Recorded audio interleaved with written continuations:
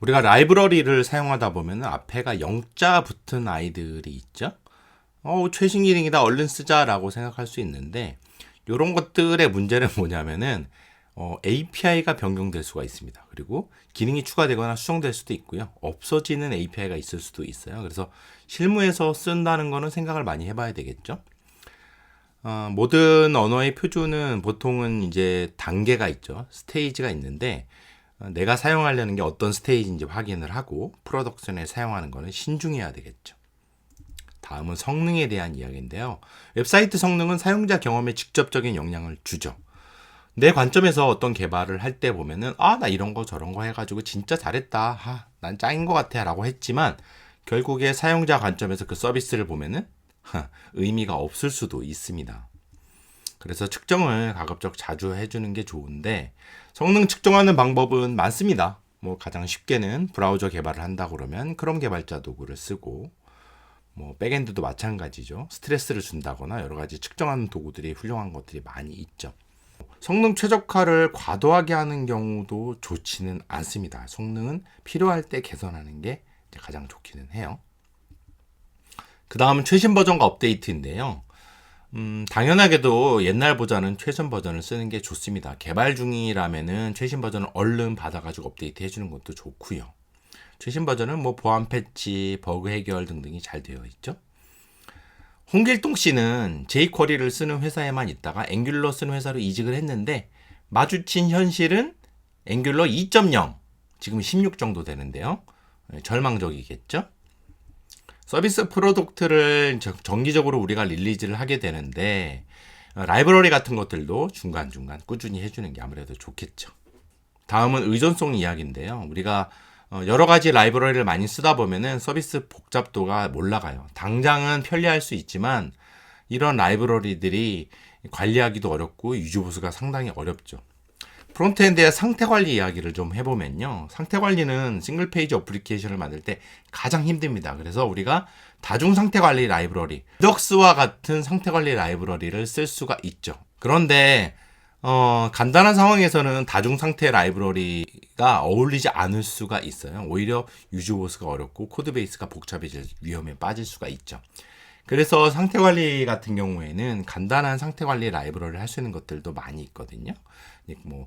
요즘에 나오는 리코일, 조타이, 주스탄트 여러 가지들을 쓰는 것도 방법이고 더 좋은 거는 만약에 리액트를 쓴다 그러면 그런 것보다도 리액트에 있는 훅 API를 쓰는 게 가장 좋죠. 여러 가지 유틸리티 함수도 있습니다. 그런 우리가 여러 가지 좋은 라이브러리를 쓸 수 있지만 요즘에는 많이 좋아졌어요. 자바스크립트 표준도 좋아지고 그래서 이런 것들이 필요 없을 수도 있습니다.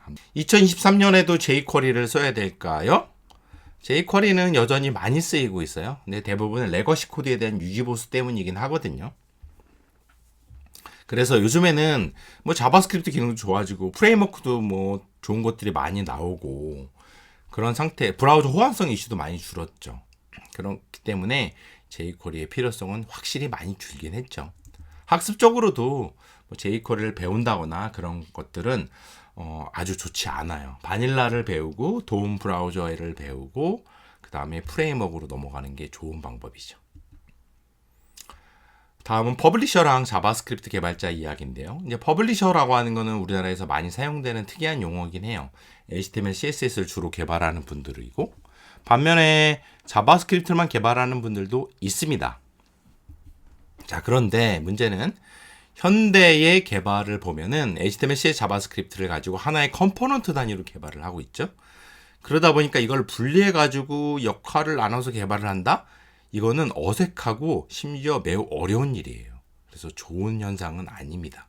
세 가지를 잘 다루는 프론트엔드 개발자가 되는 게 좋고 세 가지를 골고루 익히면서 개발을 하시는 게 좋겠죠. 다음은 UI, UX 호환성인데요.